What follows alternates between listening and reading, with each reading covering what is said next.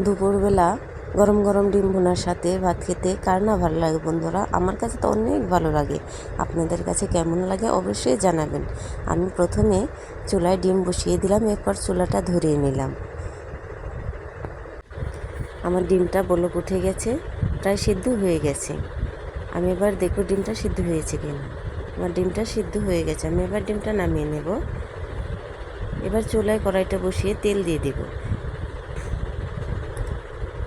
এরপরে ডিমগুলো ভেজে নেব, পারফেক্ট সুন্দর করে ভেজে নেব।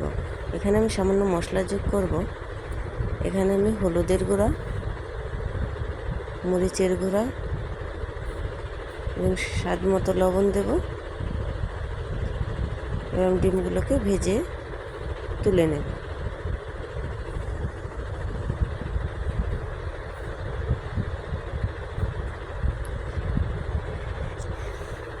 এরপর আমি কেটে রাখা আলুগুলোকেও ভেজে নেব। ডিমের সাথে আলু ভেজে ভুনা করলে অনেক মজা হয় বন্ধুরা। আমি মুখে বলছি না, আপনারা রান্না করে খেয়ে দেখবেন, অবশ্যই অনেক তৃপ্তি পাবেন।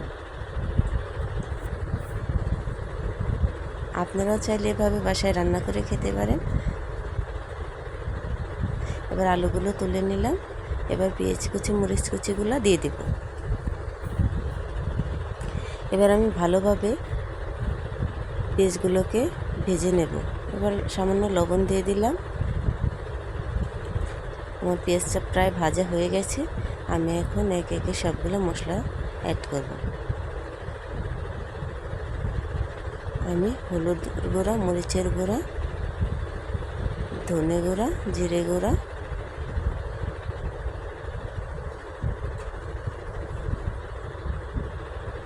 দিয়ে মশলাটা কষিয়ে নেব। এবার একটু পানি যোগ করলাম যাতে মশলাটা পুড়ে না যায়। এবার আমি ভেজে রাখা ডিম ও আলু দিয়ে দিলাম। এবার আমি ভালো মতো নাড়াচাড়া দিয়ে ডিমগুলোকে ভালো করে ভুনা করে নেব। আমার ডিম ভুনা হয়ে গেছে। এবার আমি এতে একটু পানি দিয়ে দেব যাতে আলুগুলো সুন্দরভাবে সিদ্ধ হয়ে যায়।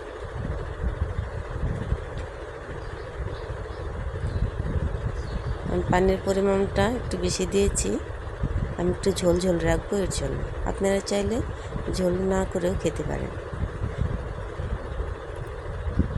এবার আমি ঢাকনাটা তুলে দেখব, আমার রান্নাটা হয়ে গেছে। এবার আমি নামিয়ে নেব, এবার ঢেলে নেব। দেখেন বন্ধুরা, কত সুন্দর একটা ফ্লেভার বের হচ্ছে।